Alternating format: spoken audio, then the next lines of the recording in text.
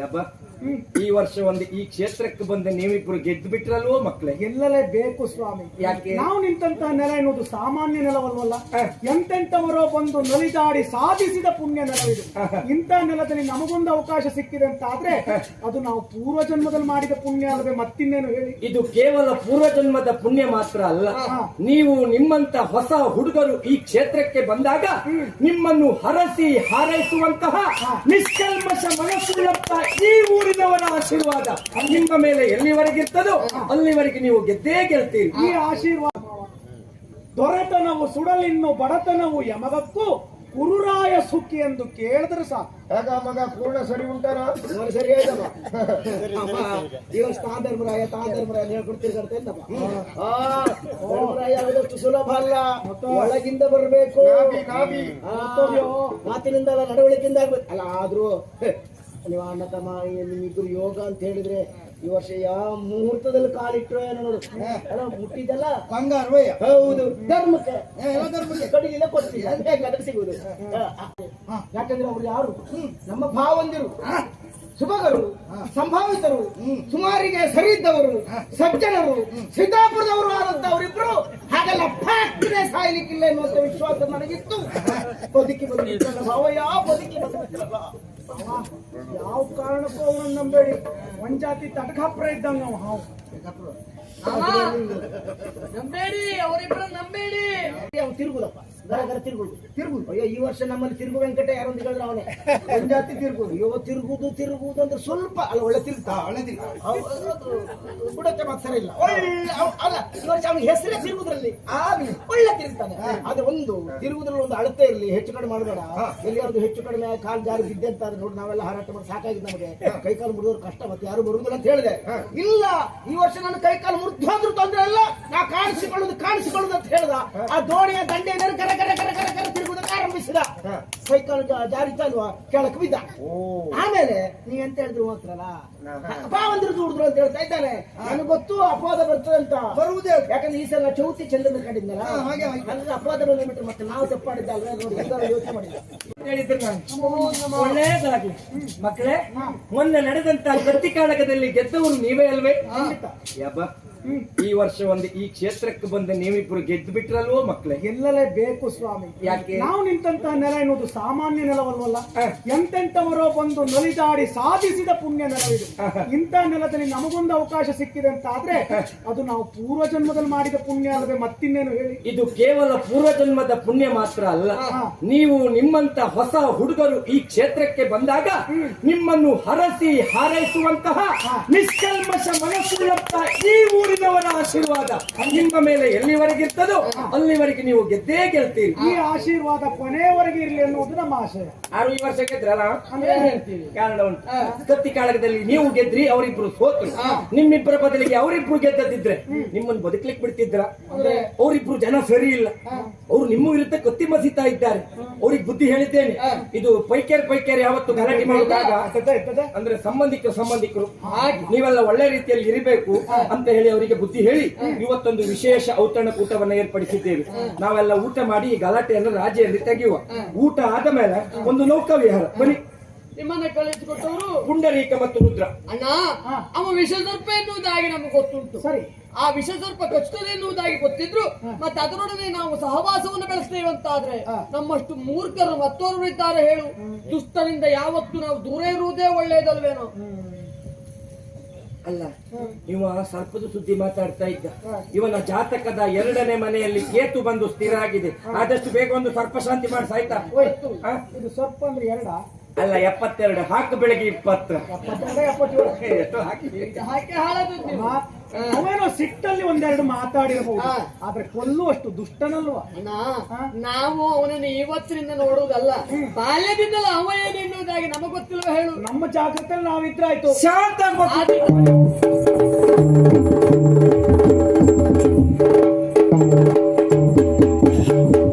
ಷಡುರಸ ಪೋಚನ ಕುಂತಿಸುತ್ತೆಲ್ಲರೂ ಸಗರರಿಂದಲಿ ಕೊರಗುತ್ತಲೇ ನೆವರು ಸರಸದ ನುಡಿಯಾಡುತ್ತ ನದಿಗಡ ತೊಳೆದ ಮಂತ್ರದಲ್ಲಿ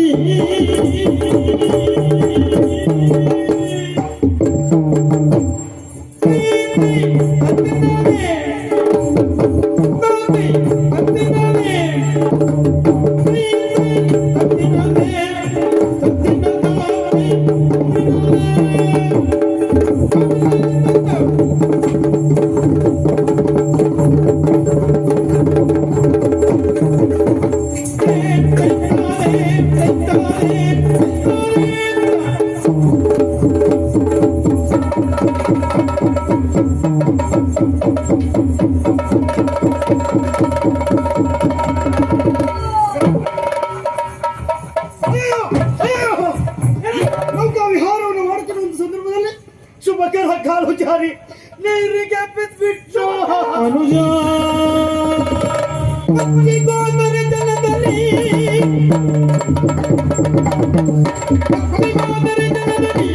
ಉಭಯರು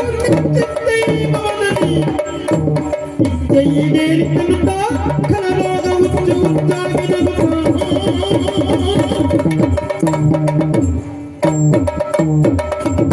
ಕೊಚ್ಚಿ ಹೋದರ ಜಲದಲ್ಲಿ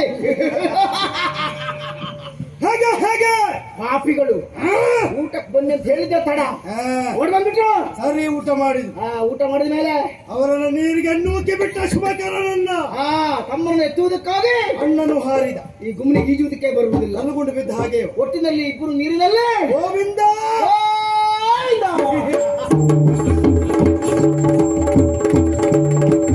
ಜಗದಲ್ಲಿ ಮುಳುಗುತ್ತಿರುವನು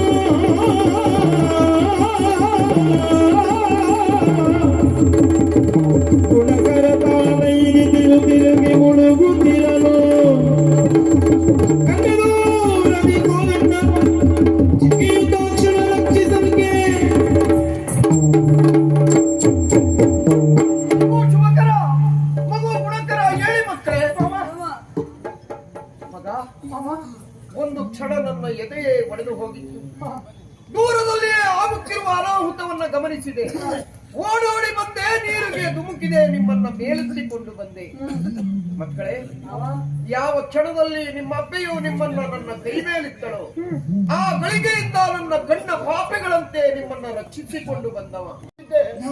ಹಾಗಾಗ್ಲಿಲ್ವಲ್ಲ, ದೇವರು ದಯಾಮಯ, ಅವನ ಪುಣ್ಯ ರಕ್ಷಂತೆ ಪುಣ್ಯಾನಿ ಪುರಾಕೃತಾನಿ. ಪೂರ್ವ ಜನ್ಮದಲ್ಲಿ ನಾವು ಮಾಡಿದಂತ ಪುಣ್ಯದ ಫಲದಿಂದ ನಾವು ಭಾವಂದ್ರಿಬ್ರು ಬದುಕಿ ಬಂದಿದ್ದಾರೆ ಎನ್ನುವುದರಲ್ಲಿ ಎರಡು ಮಾತಿಲ್ವೇ ಇಲ್ಲ.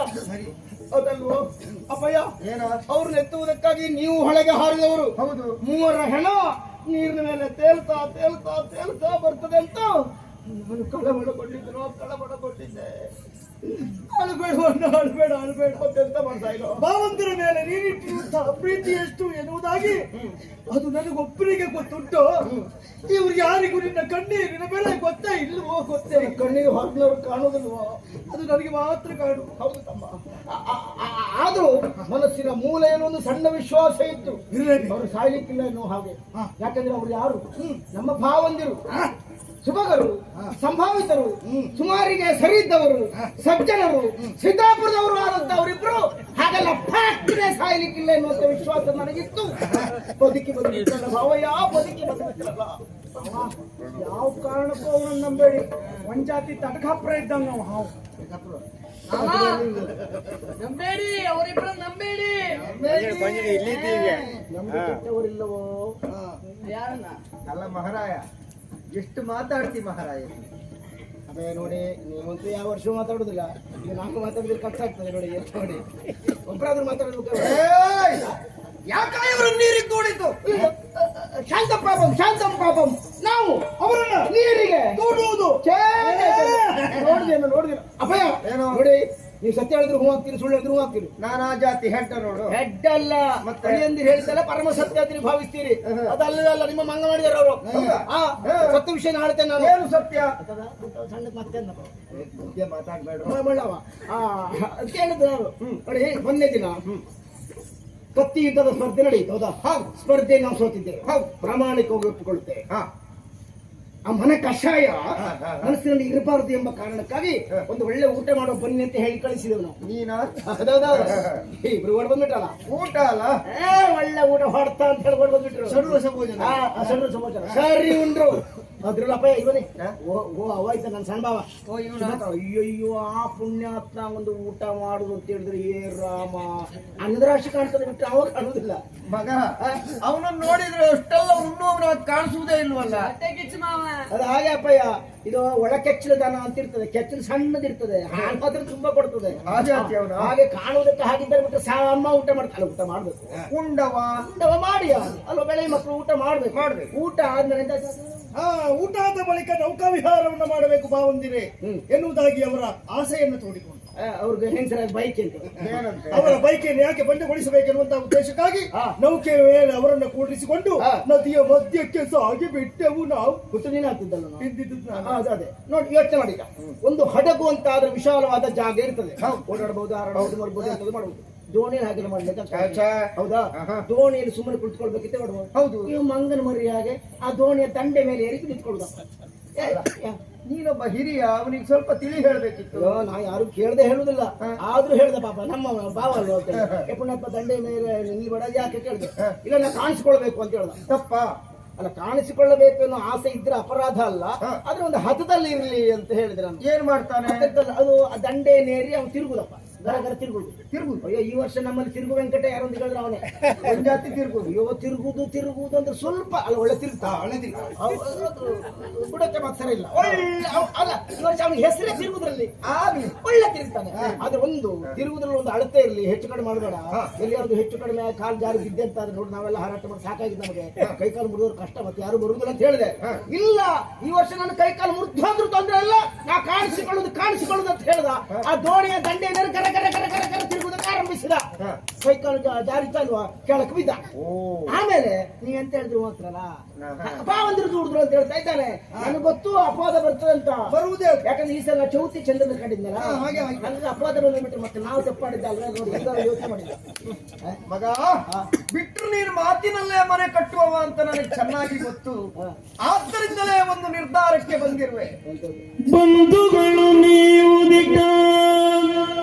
ಬಾಂಧವ್ಯದಿಂದಿನ್ನು ಹೊಂದಿ ಬಾಳಲು ಅಸಾಧ್ಯ.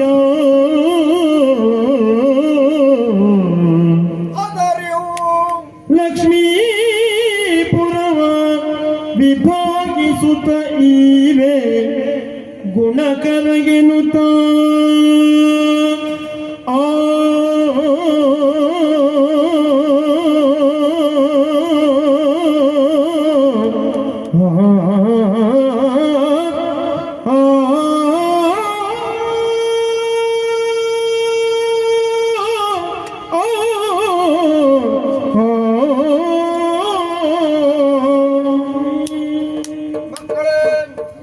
ನಿಮ್ಮಗಳ ಜಗಳದಿಂದ ನಾನೊಂದು ತೀರ್ಮಾನಕ್ಕೆ ಬಂದಿರುವೆ.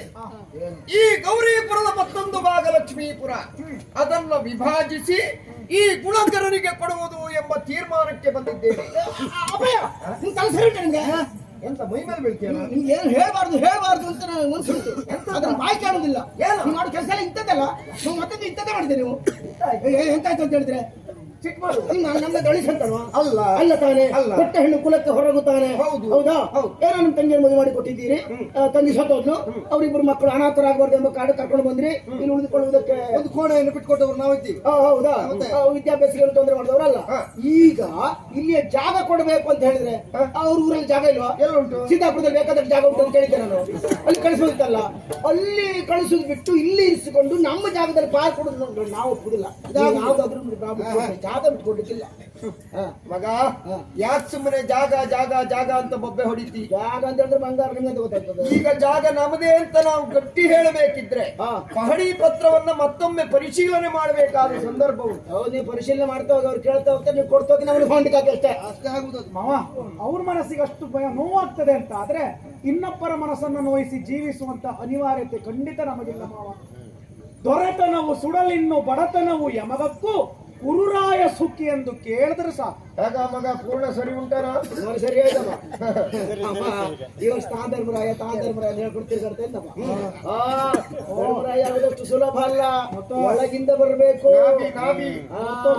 ಮಾತಿನಿಂದ ಅಲ್ಲ ನಡವಳಿಕೆಯಿಂದ ಆಗ್ಬೇಕು. ಅಲ್ಲ ಆದ್ರೂ ನೀವು ಅಣ್ಣ ತಮ್ಮ ನಿಮ್ಮಿಬ್ಬರು ಯೋಗ ಅಂತ ಹೇಳಿದ್ರೆ ಈ ವರ್ಷ ಯಾವ ಮುಹೂರ್ತದಲ್ಲಿ ಕಾಲಿಟ್ರು ಏನೋ ನೋಡು ಅಲ್ಲ ಮುಟ್ಟಿದ್ದಲ್ಲ ಬಂಗಾರವಯ್ಯ ಹೌದು ಧರ್ಮಕ್ಕೆ ಕಡಿಲಿಲ್ಲ ಕೊಟ್ಟಿಲ್ಲ ಅಂತ ಹೇಗಾದ್ರೆ ಸಿಗುವುದು ಆಚಾರ್ಯ ಭೀಷ್ಮರು ಕಾಂಡಪ್ರಸ್ಥವನ್ನು ಪಾಂಡವರಿಗೆ ಬಿಟ್ಟು ಕೊಟ್ಟಿದ್ರಂತೆ ಹಾಗೆ ಈ ಆಧುನಿಕ ಆಚಾರ್ಯ ಕೋದಂಡರಾಯರು ನಮ್ಮಪ್ಪಯ್ಯ ನಿಮಗೆ ಲಕ್ಷ್ಮೀಪುರವನ್ನು ಬಿಟ್ಟು ಕೊಡ್ತಾ ಇದ್ದಾರೆ ಕೆಲಸ ಮಾಡಿ ಹಗಲು ರಾತ್ರಿ ರಾತ್ರಿ ಹಗಲು ಬಿಡದೆ ದುಡಿಯಿರಿ ಬೆವರು ಸುರಿಸಿ ಒಂದೊಂದು ಬೆವರ ಹನಿ ಮುತ್ತಾಗ್ಬೇಕು ಒಂದ್ ಕೆಲಸ ಮಾಡ್ರ 1,000 ಅಡಿಕೆ ಗಿಡ ಹಾಕ್ಬಿಟ್ರೆ ಒಳ್ಳೆ ಯೋಜನೆ.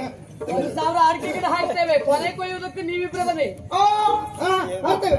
ನಾವು ಕೊನೆಗೆ ನಾವೇ ಬರ್ತೇವೆ, ಕೊಯ್ದು ಕೊನೆಯನ್ನ ನಾವೇ ಹಿಡ್ಕೊಂಡು ಬರ್ತೇವೆ. ತೋಟ ತೊಳಪಟ್ನ ಆಯ್ತಂತೆ ತಲೆ ಹಾಳಾಗಿಲ್ಲ ನಮ್ಗೆ. ನೋಡುವ ನೀವು ನೋಡ್ಬೇಡ ಏನೆಲ್ಲ ಮಾಡ್ತೀವಿ ಅಲ್ಲ ಏನೆಲ್ಲ ಮಾಡ್ತೀವಿ ನಾವು ನೋಡ್ತೇವೆ ಅಪ್ಪಯ್ಯ ನಾವು ಮತ್ತೆ ಕೆಲಸ ನೋಡ್ಬೇಡ ನೀ ಹೇಗೂ ಬಿತ್ತುದುಂಟಲ್ಲ ಅದು ನೋಡ್ಕೊಟ್ಟಿದ್ರೆ ಸಾಕಲ್ಲ ನೋಡುದಾಯ್ತಲ್ಲ ಬಾಬಾ, ನೀವು ಶುಂಠಿ ಹಾಕ್ರ ಯಾರು ನಾವ ಶುಂಠಿ ಅಲ್ಲಿ ಕಣ್ಣಿ ಸುಣ್ಣ ಹಾಕ್ತೇವೆ ಶುಂಠಿ ಹೀಗೆ ಹಾಕುದಿಲ್ಲ ಅರ್ಥ ಆಗ್ತೇವೆ. ಪಕ್ಕದ ಮನೆ ಕಷ್ಟಕ್ಕೆ